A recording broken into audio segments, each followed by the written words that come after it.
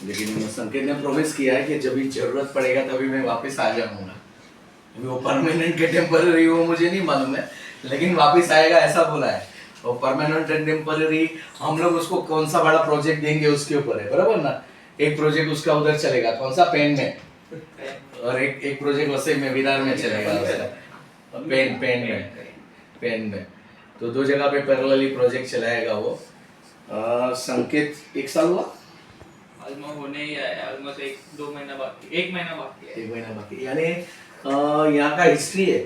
जो 1 साल टिक गए वो आगे लंबा तक टिक जाता है, लेकिन वो जो नहीं टिकता वो 11वें महीने में चला जाता है। अभिषेक 11 महीने में उड़ा, बरोबर है।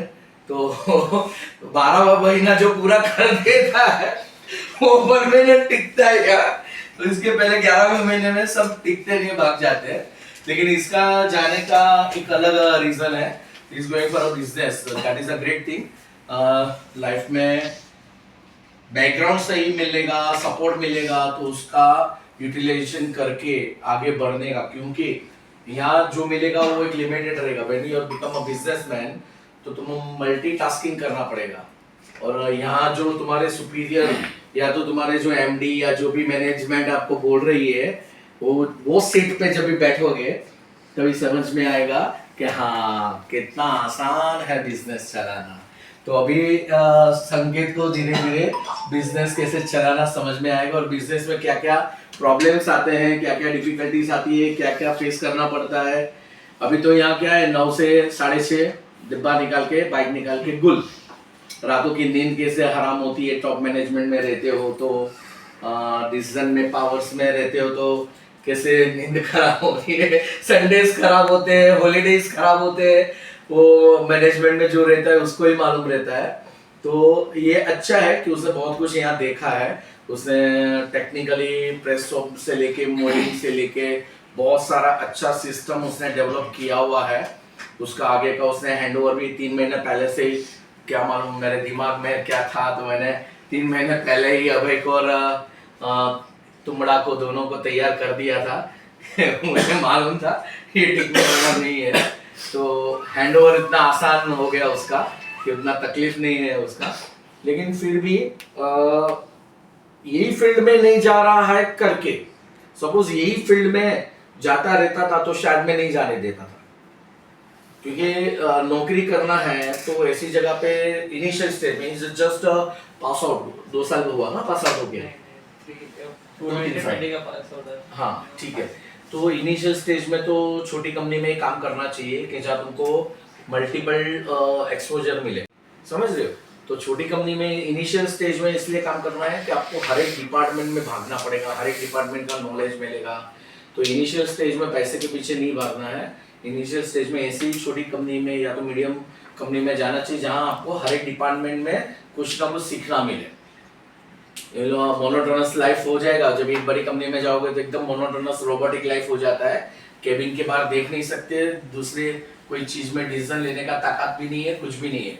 यहाँ सब जगह पे सब कुछ कर सकते हो, बरोबर है। तो यहाँ मल्टीपल एक्सपीरियंस मिलता है, मल्टी डिपार्टमेंटल नॉलेज मिलता है, तो आप बिजनेसमैन बनने के लायक बनते हो। मैंने भी ऐसे ही मेरा करियर चालू किया। मैंने वो सोच के डिग्री होने के बाद में L&T महिंद्रा में सिलेक्ट होने के बाद भी 3 इंटरव्यू, GD, रिटन टेस्ट सब कुछ सिलेक्ट होने के बाद भी मैंने किया था। और फिर मेरा लॉन्ग टर्म विजन था कि मुझे मेरा फैक्ट्री डालना है। फिर उसके बाद में मैंने स्विच ओवर को किया तो पाम फार्मा, जहाँ वेंडरिंग में था मैं। अभी मैं वेंडरिंग में नहीं घुस रहा हूँ, लेकिन मैंने कम से कम 650 वेंडर को हैंडल किया हुआ है। मेरे साथ में कम से कम 25 वेंडर इंजीनियर थे। तो वो भी एक बड़ा, मैंने इसको प्रपोजल दिया था।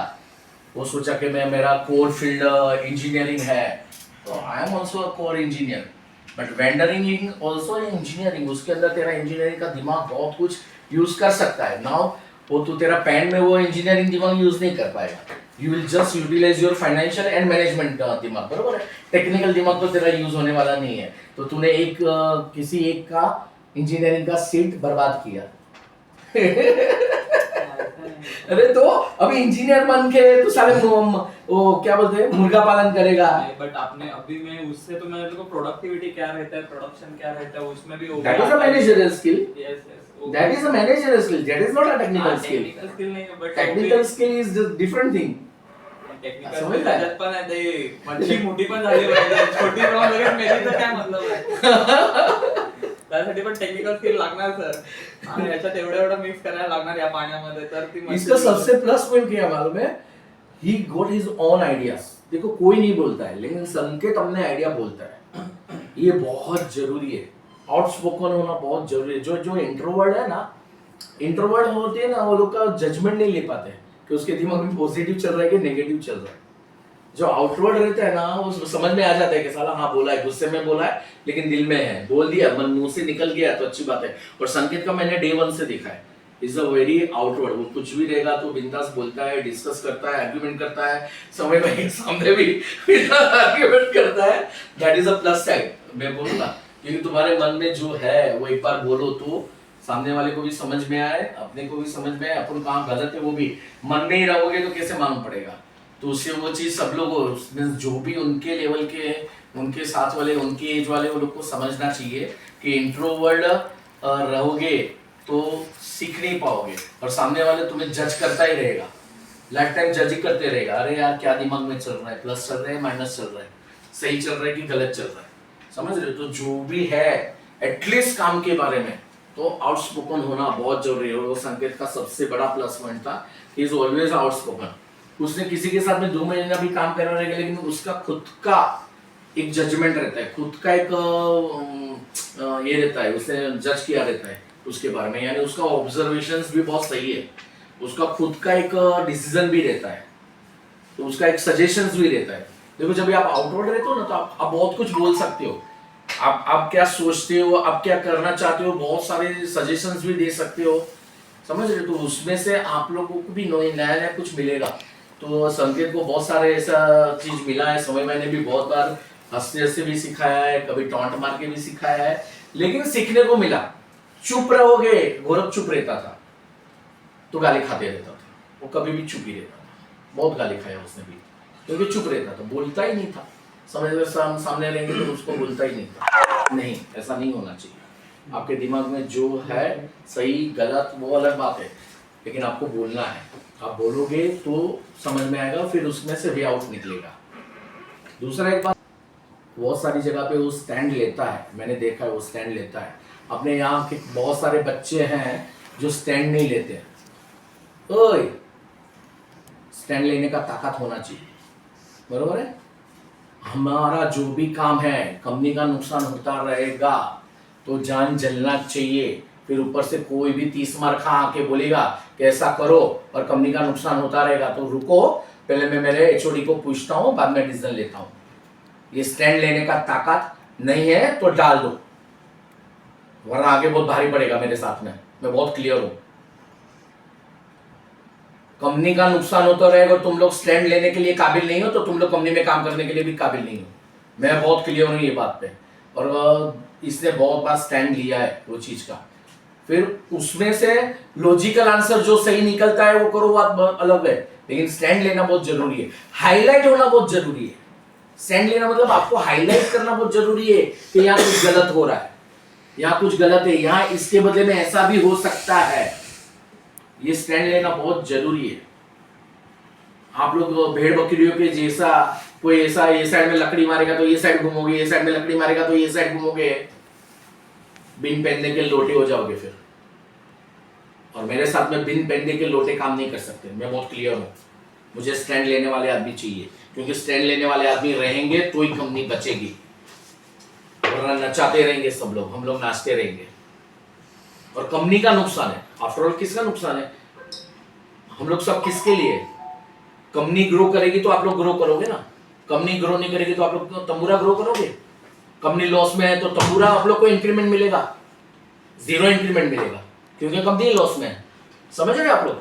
कंपनी प्रॉफिट में कब जाएगी? जब आप 1-1 रुपया बचाओगे. अभी यहाँ आए तो पंखा चालू था, बोला था, इतने सारे लोग आए, किसी ने भी देखा नहीं कि पंखा चालू है. बोला था मैंने मीटिंग में कि नहीं, यही तो है ना. यही सूझ होना चाहिए, यही अलर्टनेस होना चाहिए. रॉकेट साइंस थोड़ी है, लेकिन नहीं, अरे ये आप लोग की जनरेशन की, यहाँ सब लोग आई थिंक वही जनरेशन वाले हैं। आप लोग की जनरेशन की सबसे बड़ी माइनस पॉइंट है मुझे क्या, क्यों मुझे क्या मतलब, आपको ही सब कुछ फर्क पड़ने वाला है, आप लोग को ही ग्रो होना है, आप लोग की कैरियर बनने वाली है ना। बाकी के लोगों की तो कैरियर बन चुकी है, यहाँ जितने ये साइड में बैठे हैं ना सबकी कैरियर बन चुकी है, सब लोग एक ना एक लेवल पे है और अच्छे लेवल पे है। आप लोग को सबको कैरियर बनानी है, आप लोग को आगे बढ़ना है, तो आप लोग को अलर्ट बनना है, आप लोग को आपकी एबिलिटी में ऐड ऑन करना है। 11 महीने में संकेत ने जो भी सीखा बहुत कुछ सीखा रहेगा, लेकिन वो इम्प्लीमेंट करेगा अपने बिजनेस में, समझ रहे हो आप? तो सीखना बहुत जरूरी है और उसके लिए आपके कान और आंख दोनों अलर्ट होने बहुत जरूरी है। मुझे कोई बताए या ना बताए, लेकिन मुझे जो जानना है वो मैं जान ही लेता हूँ, क्योंकि मेरा काम हुआ है, तो उसके लिए मुझे किसी की हेल्प की जरूरत नहीं है, बरोबर। मुझे जहाँ डीप में घुसना है वहां मैं घुसता ही हूँ, जहाँ नहीं घुसना है वहां मैं घुसता भी नहीं। तो ये अपना 100% अपनी एफिशिएंसी कहाँ यूटिलाइज करना वो अपने हाथ में है, बरोबर है। आप कहीं और जगह पे आर्ग्यूमेंट करते रहोगे जहाँ जरूरत भी नहीं है, बकवास के जैसा आर्ग्यूमेंट करोगे, और जहाँ आर्ग्यूमेंट करना है वहां चुप बैठोगे, तो उसका मतलब नहीं है ना। तो ये सब सीखना है, और सही में संकेत ने 11 महीने में मैं मान रहा हूँ कि उसने टेक्निकली मोल्डिंग में भी बहुत सारा सिस्टम बैठाया, बहुत सारी चीज उसने खुद ने भी सीखी, प्रेशोप में भी उसने बहुत सारा सब पेपर वर्क किया, डाई के रिलेटेड भी बहुत सारा डॉक्यूमेंटेशन का सब प्लान किया, अच्छा सारा सिस्टम बैठा के रखा है। अभी वो कैरी फॉरवर्ड करना अभय और दीपेश तुम दोनों के हाथ में है। इसने जो मेहनत करके बनाया हुआ है उसको कंटिन्यू करना तुम दोनों के हाथ में, बरोबर है। तो 3 महीने का टाइम मिला आप लोग को, बीच में बफर टाइम मिला 3 महीने का, 3 महीने से ऑलमोस्ट कर रहे हो आप लोग। तो संकेत से जो भी सीखा, अच्छा संकेत ने वो भी बोला है कि कहीं भी अटकोगे तो आई एम अवेलेबल। मुझे यहाँ तक प्रॉमिस किया है कि वीक में एक बार चाहिए तो मैं सीपीएल में आ जाऊंगा। मैं मेरे ख्याल से ऐसा सोचने वाला बहुत कम रहते हैं कि भाई सीपीएल का अटका तो मैं वीक में एक दिन इधर आ जाऊंगा, and that is a great sign, good thing. उसका उसका मैंने सुना है सबको बांटा भी बहुत है उसने लेकिन वो अलग पार्ट है, लेकिन अपनी एबिलिटी कंपनी के लिए कंपनी छोड़ने के बाद भी यूटिलाइज करने का मेंटालिटी वो कोई बड़े दिल वाला ही कर सकता है। सिर्फ पैसा देने से बड़ा नहीं होता है, पैसा होके दूसरे को बांटना भी बड़ी बात है, बरोबर है। पैसा तो यहाँ बैठे सब मेरे ख्याल से 90% लोगों के पास में, किसी के पास में यहाँ नहीं तो काम में बहुत बड़ी प्रॉपर्टी है, तो पैसा वाले तो यहाँ के 90% लोग हैं, बरोबर है। लेकिन वो बांटना देना वो भी हिम्मत जिगरा होना चाहिए। तो इसमें वो पैसा बांटने का भी जिगरा है और अपना जो भी नॉलेज है वो भी कंपनी के लिए देने का भी जिगरा है। कंपनी छोड़ने के बाद में भी मैं आऊंगा, वीक में एक दिन बुलाओगे तो मैं आऊंगा, कहीं भी कंपनी को अटकने नहीं दूंगा, वो प्रॉमिस उसने मुझे किया हुआ है। और सही में मैंने उसको बिजनेस करने के लिए जा रहा है करके मैंने छोड़ा। मैंने तेरा ईमेल का जवाब दिया है, आज तक नहीं दिया उसने मुझे, और टीना को, दो को ईमेल डाला है रेजिग्नेशन का, समय भाई को भी नहीं डाला है। मैंने आज तक उसका ईमेल का रिप्लाई नहीं किया। I want to be here, मैं उसको यहाँ रखना चाहता था, मैं उसको कंटिन्यू करना चाहता था। तो मैं लास्ट मोमेंट तक समय वैसे यही कर रहा था कि भाई हाँ उसको रुकाना है, नहीं है ना, उसका ग्रोथ मोर इम्पोर्टेंट है। तो उसके कोई इंडिविजुअल का ग्रोथ कोई कंपनी की वजह से रुकना नहीं चाहिए, ऐसा मैं मानता हूँ। क्योंकि मैंने कंपनी छोड़ी तभी मुझे भी 3 महीने तक मेरे वीपी ने साइन नहीं किया था मेरे रेजिग्नेशन पर। 3 महीने तक 3 बार कॉफी पीने के लिए उसके कॉन्फ्रेंस में बुलाया, नथिंग डूइंग, साइन नहीं होगा, साइन नहीं होगा। लास्ट दिन पे मैं मिलने को गया तभी साइन किया उसने, मतलब नथिंग डूइंग, मैं भी जाने वाला हूँ तो जाने वाला हूँ। क्योंकि मुझे भी बिजनेस करना था, लेकिन मैंने ऐसा नहीं बोला था कि मैं बिजनेस कर रहा हूँ, तो मुझे छोड़ते ही नहीं थे। मैंने ऐसा बोला था कि मुझे फुल टाइम डिग्री करना है, फुल टाइम डिग्री करना है। तो फैक्ट्री डालने वालों ऐसा बोला तो छोड़ते ही नहीं थे। ये मुझे बोला रहता मैं दूसरी नौकरी पे जाने वाला हूँ तो मैं छोड़ता ही नहीं था, लेकिन उसने जेन्युइनली बोला कि हाँ मुझे बिजनेस करना है और अपने रिलेटेड बिजनेस नहीं है तो भी कोई टेंशन नहीं है, बराबर है। तो really wish you best of luck for your life, and ऐसे ही थोड़ा मैच्योरिटी का जरूरत है तेरे को, लेकिन वो आ जाएगा अपने आप, समय सिखा देगा। और बिजनेसमैन है ना, तो क्या बोलते हैं वो मुर्गी के बच्चे को क्या बोलते हैं, चूजा। हाँ चूजा थोड़ा थोड़ा थोड़ा बड़ा होता रहेगा ना, फिर मारने का चालू करेगा ना, तेरे को उसके बीच में ही रहना है। तो और किसी को बोलना है लास्ट में वो संकेत तो बोलेगा ही, मुझे मालूम ही है। और किसी को उसके साथ में सबसे ज्यादा अभय रहा है। अभय तेरे को कुछ बोलना है, महाराज आपको कुछ बोलना है? महेश है, ये है। नहीं, तुम दोनों आमने सामने बहुत चलती रहती है, बोला हो? बोलेंगे बाकी अपना। नहीं, बोल। स्क्रिप्ट कहाँ लिखनी है तेरे को? स्क्रिप्ट का बात नहीं है, वो उसमें कोई स्क्रिप्ट का बात ही ना था। वो द थिंग इज दैट संकेत के बारे में अगर मैं कहूँ तो उसने कोई भी अपॉर्चुनिटी लेने में ना नहीं बोला। लाइक फ्रॉम प्रोडक्शन में आया था मोल्डिंग के लिए, आई थिंक फ्लैश शॉप के साथ। बाद में बात हुआ कि उसको परचेस में भी इन्वॉल्व करना है, गोरख का और संकेत का। तो वो टाइम पे मैं ही अगेंस्ट था कि संकेत नहीं कर पाएगा ये चीज़, वो टाइम बॉन्ड आप बनता है, 6:30 बज जाता है तो निकल जाता है सर, कैसे हो गोरख भी 4:30 से निकल जाता भाई। मतलब अपना वही बांधने नहीं, वो लेट तक रुकता था थोड़ा, वो नहीं रुकता कभी हाँ। तो मतलब वही बात निकला था, तभी उन्होंने भावेश ने डिसीजन लिया। भावेश ने बोला संकेत को ही रखते हैं परचेस में, तो संकेत को ही परचेस में डाला। तो वो चीज़ पे उसको सिखाने का इतना ज़्यादा आया नहीं, उसको समझ डाला। जैसे इधर भी उसने मोल्डिंग वगैरह सब संभाला, तो वेंडर्स के साथ होता है, इसने कभी बात किसी के साथ ज़्यादा बात नहीं किया है, इसलिए वो थोड़ा आगे पीछे होता है। बाकी सब चीज़ को लेके ट्रैकिंग रखना, जो सब चीज़ कौन सा माल किससे पास से आने वाला है, सब कुछ डिटेल उसके पास से मिल जाता है वो पॉइंट पे। और कुछ भी काम बोलो वो ना नहीं बोलेगा, रिकॉर्ड कीपिंग बहुत अच्छा था, सही हर है। एक चीज़ उसके पास से मिल जाता है। बेसिकली बीच में इलेक्ट्रिशियंस का हवाला दिया था, कुछ भी काम हाँ, रिपेयरिंग, मशीन रिपेयरिंग, कुछ भी पूरा वही करता था। मीन्स ऐसा कभी उसको बहुत बार मैंने भी बोला है, अरे पक्का लिखो, बोला अरे भाई ना मेरा थोड़ी वो काम है, मैंने खाली कॉन्ट्रैक्ट साइन करवाया है, थोड़ी मैंने बुलाने का ठेका लिया है। फिर भी वो कॉल करके ये गया पखाली का कॉन्ट्रैक्ट भी गया।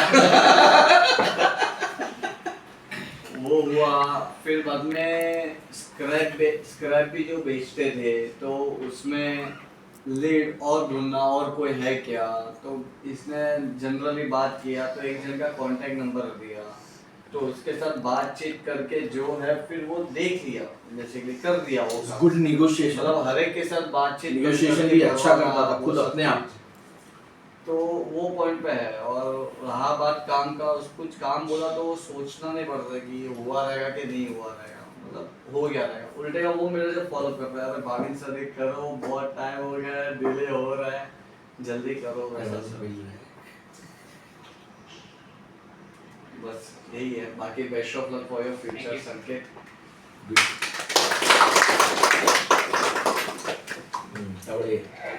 गाड़ी से चालू कर। ये 3 हो जाएंगे ना तो खत्म, गाली के सिवा कुछ नहीं रहता डिपार्टमेंट में। अच्छा हुआ मैं अंदर बैठता हूँ, मैं बाहर बैठता तो मैं भी चालू हो जाता था आइला माइला तुइला करने के लिए। एक्चुअली संकेत को मैं तो पहले दिवाली में देखा उसका परफॉर्मेंस कि जो भी कलर वगैरह करना था, मतलब हटके काम के अलावा जो भी था उसने पूरा अपने वो और अभय दोनों ने जो कलरिंग वगैरह काम किया। बाद में दिवाली में उसने जो अच्छे स्पीचेस भी दिए, अच्छा खासा उसने कंपनी के बारे में, मतलब जो पॉजिटिव है जो कि होना चाहिए कंपनी में, वो चीज़ें हमेशा उसने बोली है। समय सर को ही बोली है कि सर ऐसा नहीं ऐसा होना चाहिए, भले परचेसिंग का हो। समय सर का मेंटालिटी कुछ अलग था कि हम लोग को उतना परचेस नहीं करना, लेकिन उसका था। अभी खोदाल पास का भी हुआ, समय सर ने मना किया, लेकिन अभी आज उसका ही जो पॉइंट ऑफ व्यू था वही आज काम में आया, खोदाल से माल मंगाना है। तो वो उसमें है कि अपना काम किधर स्टक नहीं होना चाहिए, इसके लिए वो करता है। बाकी तो गाली तो हमारा चलते रहता है, गाली देके काम करते हैं, लंच में भी साथ में बैठे रहे। मैं तो उसको आज भी बोल रहा हूँ कि मत जा करके, आज भी नहीं होना चाहिए लास्ट डे, लेकिन अगर उसको आगे जाना है तो उसका डिसीजन है। मैं तो उसको सुबह से पीट रहा हूँ कि भाई देख अभी भी डिसीजन चेंज कर, अभी भी टाइम है, अभी डिसीजन चेंज। इसलिए मैंने पहले स्टेटमेंट क्या मारा, he is ready to come any time, temporary और परमानेंट इन सीपीएल। अभी वो चूजा बड़ा नहीं हुआ तो आ जाएगा वापिस, बराबर ना। Doors are open for him, openly सबके सामने बोल रहा हूँ। एनी मोमेंट एनी टाइम लग रहा है कि हाँ बिजनेस में नहीं जम रहा है, बिजनेस ग्रो नहीं कर रहा है, कुछ तो भगवान न करे ऐसा कुछ तो भी ऐसे अनअवॉइडेबल सर्कमस्टेंसेस आ गए, तो you are always welcome to CPL. War में मुर्गा अटक गया। और बोलो किसी को, सब लोग यही है, चुप बैठते हो, प्रॉब्लम वही है। ये साला प्रॉब्लम है ना कि जहाँ बोलना है वहां भी नहीं बोलते हो आप लोग।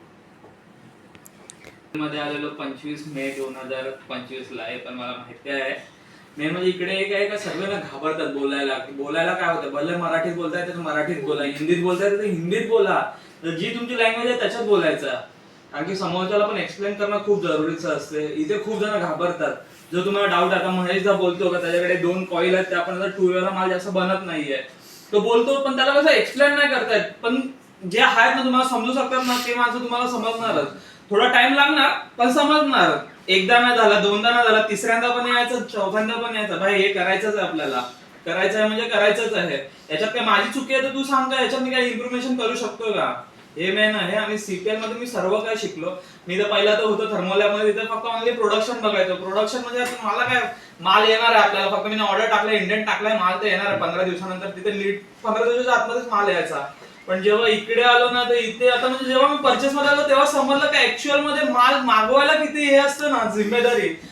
माल तर कोण पण प्रोडक्शन बनवून देईल, पण त्याच्या अगोदरचा माल कमी म्हणजे जो रॉ मटेरियल असतं तो कंपनीत आणणं तेच मुश्किल आहे. ते मार्केट खूप बाबा, मार्केट म्हणजे एक माइंडच्या वरचं मार्केट असतं. आपण बोलतो काय नाही चल होईल, हा आपल्याशी याच्याचा हा सर स्ट्रीमलाईन करतो, अरे बाप रे बाप, एवढा भारी बोलायला लागतं ना वेंडर वाल्यांसोबत. हाँ सर हो जाएगा, आपका भी पेमेंट होगा, हम लोग का भी पेमेंट ही करने का है, हो जाएगा, कुछ नहीं, स्ट्रीमलाइन ला ही रहे आपको. असं म्हणजे आपल्याला काय हा प्रोडक्ट बनवायला काय जास्त टाइम नाही. महाराज जी ही मोल्डिंग एका दिवसाला 10,000 कडे, पण ते 10,000 पीस आणायचं मटेरियल याला मिनिमम 1 महिना लागतोय, कारण की तसं कंडिशन आहे. आपण बोलतो तेवढं इझी नाहीये कंपनी हँडल करणं. कंपनी खूप मोठी असते. आता मी तर म्हणजे बॉटम पासून सर्व डिपार्टमेंट मध्ये आलोय, त्याच्यामुळे मला स्टोअर पण बऱ्यापैकी समजते आणि ऑल गुड. म्हणजे इकडे येऊन मी सर्व शिकलो. म्हणजे असं काय ना काय प्रोडक्शन पण स्टोअरचं पण जीआरएम पीआरएम पण अभि सरांनी 2-3 वेळा मला शिकवलंय. चांगलं आहे म्हणजे चल स्वतःला शिकायचं. आणि ईआरपी खरं सांगतो पोरांनी जरा शिका, ईआरपी एक्सेल वगैरे शिकणं खूप बेस्ट आहे. नाहीतर नंतर पुढे नाही जाऊ शकत. एक्सेल हा एक म्हणजे बेसिक्स, अरे एक्सेल यायला पाहिजे सर्वांना.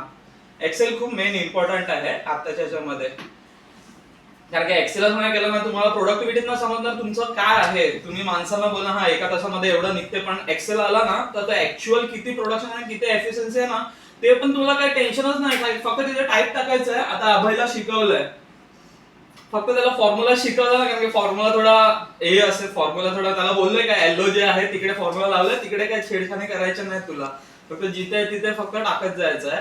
पण सीपीएल मध्ये आल्यावर हा खूप काही शिकायला भेटला आणि काय नवीन असं. मी तर पहिला शीट मेटल इंडस्ट्रीमध्ये डिपेंड्स होतो. इथे आल्यावर इंजेक्शन मोल्डिंग कसं असते, इंजेक्शन मोल्डिंग आणि काय असते ते महाराजने पण खूप बऱ्यापैकी शिकवला. काय असते सायकल टाइम, कसं काय असते, काय असते एक पीसचं वेट, काय बोलतात नेट वेट, ग्रॉस वेट, पण रनर वेट शिकून घ्यायचं.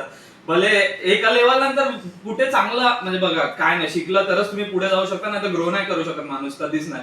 तुम्ही हा मला हेच काम करायचं हे करून बोलला ना तर काय नाही होणार ते. आणि नंतर मी परचेस मध्ये आलो. परचेस मध्ये भाविन सरांनी कसा वेंडर असते, काय वेंडर व्हिजिट असते, कुठे जायचं असते.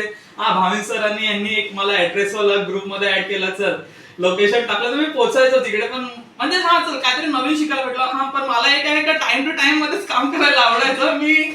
पण नंतर काय नाही, एकदा दोनदा सवय झाली ना त्याच्यानंतर काय वाटलं नाही. चल भले पण आपल्याला आपला माल आणणं मेन आहे, कारण की मालच नाही पडणार तर आपली कंपनी पण नाही पुढे जाऊ शकत. आणि आपण सॅलरी पण म्हणजे काय बोलू शकतो, जर कंपनी प्रॉफिट मध्ये आहे ना तर आपण हक्काने मागू शकतो का सर मला 7 लाखाची सॅलरी पाहिजे म्हणजे पाहिजेच. पण जर कंपनी थोडा म्हणजे काय असेल सर्वे 12 ते 12 महिने आपल्या हाताची 5 बोटं सेम नाहीये तर बाकीचं तर काय आहे.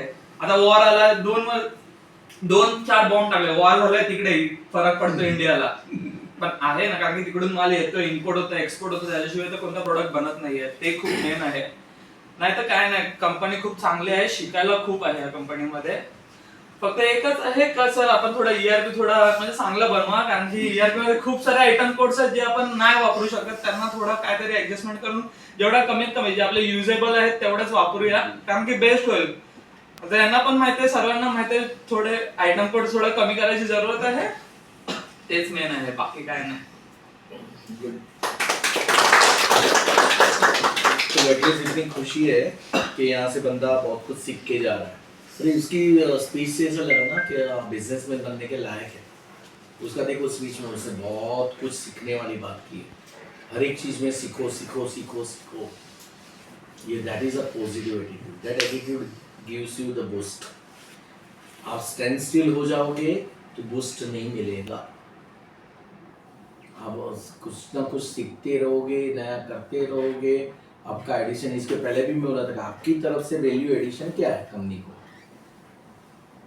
मैं क्यों आपका पगार बढ़ाऊं, मैं यानी कंपनी, सॉरी, कंपनी क्यों आपका पगार बढ़ाए. आपने क्या वैल्यू एडिशन किया. कुछ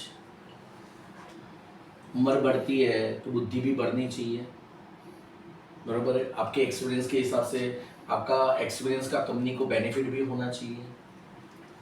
तो ये सब चीज जो ध्यान में रखेगा तो अपने आप को अपग्रेड करेगा. तो फिर ये ना शायद एटलीस्ट मैनेजमेंट तो ऐसी है अब, पहले की मुझे मालूम नहीं. अब तो मैनेजमेंट ऐसी है कि किसी को क्वेश्चन मार्क लेके आने की जरूरत नहीं पड़ेगी कि भाई इतना ही क्यों या क्यों नहीं भी होगा. इसलिए अभी से बोल देता हूँ, तो क्यों नहीं, तो ये क्वेश्चन मार्क लेके आने की जरूरत नहीं. आप लोग को सामने वो सोचना पड़ेगा, और वो सोच रहा है करके ग्रो हो रहा है. उसको सोचो 1 साल के अंदर 11 महीने के अंदर कितने सारे डिपार्टमेंट में उसने काम किया, और वो एडजस्ट हो पाया वो डिपार्टमेंट में, अपने आप को ढाला उसने वो डिपार्टमेंट में. तो कब हो सकता है, जब आपको सीखने की पॉजिटिविटी रहेगी तो वो रखना बहुत जरूरी है. और ये एज है आप लोगों की, अभी सीखोगे नहीं तो कब सीखोगे. तो जरूरी है सीखना. और एक बात देखो, उसके लिए ना पढ़ाई लिखाई की जरूरत नहीं, डिग्री की जरूरत नहीं है. कंप्यूटर सीखने के लिए 9वीं फेल रहेगा तो भी चलेगा, 10वीं फेल रहेगा तो भी चलेगा, 12वीं पास होगा तो भी चलेगा.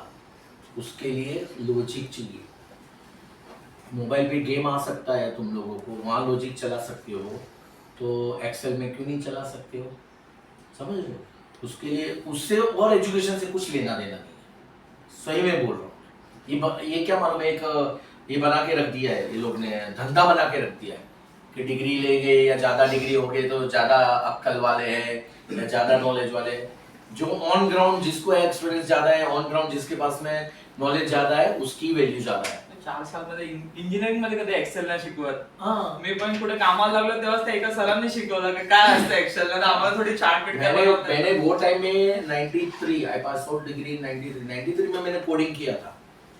लेकिन कोडिंग एक्चुअल में रन मेरी फर्स्ट कंपनी एस्कल इलेक्ट्रोमैक में मैंने एक्चुअल में बोरिंग मशीन का कोडिंग करके वो बोरिंग मशीन को मैंने ऑफिशियली चला के देखा. तभी मुझे लगा कि हाँ, वो कोडिंग और ये कोडिंग में जमीन आसमान का फर्क है. समझ रहे हो. तो जो प्रैक्टिकल नॉलेज है वही ज्यादा है. तो ये मन में ये मत रखो कि मेरे पास में डिग्री नहीं है, मेरे पास में एजुकेशन नहीं है तो मैं आगे नहीं बढ़ सकता हूँ. मैं एटलीस्ट मैं तो उतना गारंटी देता हूँ, मैं आप लोग की परफॉर्मेंस, आपकी पॉजिटिविटी, आपकी कंपनी की तरफ की ईमानदारी, आपकी बहुत सारे दूसरे फैक्टर देख के ही मैं सब कर देंगे. लास्ट ईयर भी ऐसे ही किया था, ये साल भी ऐसे ही करूँगा. तो ये मन में से निकाल देना कि आपने डिग्री नहीं है तो आप आगे नहीं बढ़ सकते हो. 110% बढ़ सकते हो. अभी की जो मैनेजमेंट है उसमें तो बढ़ ही सकते हो, आगे का मुझे मालूम नहीं है. तो अभी जो है एबिलिटी उसका एक बेनिफिट लो, आगे बढ़ो. मैं तो बोल रहा हूँ ना, तुम लोग ऐसा सोचना चाहिए कि यार कंपनी में यहाँ 4 आदमी हैं, उसके बदले में हम 2 आदमी मिलके वो काम संभाल लेंगे, तो 2 आदमी का पगार तो बचेगा कंपनी का, तो कंपनी को वो कंसीडर तो करेगी. Simple logic. जो डिपार्टमेंट में 4 आदमी थे वो डिपार्टमेंट में 2 आदमी से चल रहा है, तो 2 आदमी की सैलरी बच रही है, तो मैनेजमेंट वो तो कंसीडर करेगी कि सारा ये कॉस्ट सेंटर तो मेरा खर्चा कम हुआ है, तो उसका मतलब वो 2 बंदे हैं वो मेहनत से काम कर रहे हैं. बिना देखे ही समझ में आएगा, तो अपने आप कंसीडर करेगा मैनेजमेंट वो चीज़. समझ रहे हो? तो यहाँ आपकी एबिलिटी यूटिलाइज करनी है। और एक बात समझो, कंपनी का कुछ भी नुकसान होता रहेगा, कोई भी करता रहेगा, लड़ने का स्टैंड लेने का आदत डालो। खून जलना चाहिए, कंपनी का नुकसान होता रहेगा वहाँ, वो खून नहीं जलेगा तो फिर तुम लोग सिर्फ पगार लेने के लिए आओ। खून जलना ही चाहिए। आपके पास में खेती रहेगी, खेती में मेहनत किया रहेगा, और बाढ़ आई या सूखा पड़ा, खेती में पाक नहीं हुआ, तो खून जलता है? यहाँ क्यों नहीं जलता है? यहाँ क्यों नहीं जलता है? मैंने तो आप यहाँ भी करते हो ना, मैंने तो यहाँ भी करते हो ना, तो यहाँ भी खून जलना चाहिए आप लोग का। जिस दिन वो खून जलना चालू हो जाएगा ना, अपने आप है ना, कंपनी अपनी लगने लगेगी। अपने आप फिर सब जगह पे नजर पड़ेगी कि अरे यहाँ नुकसान हो रहा है, यहाँ नुकसान हो रहा है, यहाँ नुकसान हो रहा है। अपने आप किसी को बोलने की जरूरत नहीं पड़ेगी, सब कॉस्ट सेविंग में लग जाएंगे। वो जो जहाँ बच सकते हैं वहाँ पैसा बचाने लग जाएंगे। और मैं बोल रहा हूँ, money save is money earn. जो पैसा बचाया वो पैसा कमाया, लिख के रखो ये। जो पैसा बचा के रखा है वो उतना पैसा कमाया है, तो ये आदत डालनी ही पड़ेगी। ठीक है? सो अभी तो वीक में एक बार तो आते ही रहना तुम, आएगा। जब तक तेरा क्या बोलते हैं Week हो नाही रे, आपण एक पण आहे, माझ्याकडून कोणा शिव्या बिव्या गेल्या असणार कंटिन्यू शिव्या असतातच. पहिल्यापासून म्हणजे जापान कंपनीमध्ये असं, कारण की इथे ते म्हणजे बाबा माझ्या पहिल्या कंपनीचा जो माझा एचओ होता ना, तोच खतरनाक होता. बापरे, तो म्हणजे असा आला ना, सर्व माणसं म्हणजे जे काम, आम्ही तर काही सुपरवायझर होतो, आम्ही फक्त बघायला असायचं प्रोडक्शन निघतोय का ना. तो भाईना पाय तरी टाकला ना, म्हणजे आता भावेसरांनी कसा दबदबा आहे तसा, बापरे काय प्रोडक्शन निघायचा, तो फक्त 2 तास उभा पाहिजे तिकडे. म्हणजे एक असते ना पर्टिक्युलर माणूस कसा असतो, स्ट्रिक्ट आणि तसा. त्याच्यानंतर आम्हाला त्याने शिकवलं, अरे बाबा शॉप फ्लोअरवर उभा नसतं राहायचं असते, प्रोडक्शन प्लॅनिंगला फक्त तुम्ही द्यायचं असं सेटिंग. त्याने नसल केलं ना, तुझ्याकडे तुझा टाइम पाहिजे, त्या सायकल टाइम किती आणि एवढा माल निघायलाच पाहिजे. का नाही निघाला त्याच्या पुढे तुम्ही विचारू शकता काय ब्रेकडाऊन होतं का, मशीन मध्ये काय प्रॉब्लेम आला का. ती असेल तर वेगळी बात आहे, पण प्रोडक्शन निघायलाच पाहिजे. कारण की इमानदारीने काम नाही. आम्ही कुठे जास्त मागतो कंपनीवाले, तर डायरेक्ट तो एकच डायलॉग आहे, आम्ही कुठे जास्त काय मागतो, जो आमच्या नॉर्म्स आहेत त्याच्या नॉर्म्सच्या हिशोबाने फक्त काम निघायला पाहिजे बस. आणि इमानदारीने काम करा. तुम्ही इमानदारीने काम करणार, तुम्हाला जे पाहिजे ते भेटलं जाणार कंपनीकडे. आणि बरं वाटलं सीपीएल मध्ये, खूप चांगल्या आपल्या एक या झालेली सेवा चांगली होती आणि बरं वाटलं कंपनी साठी काम करायला. जाओ सबको केक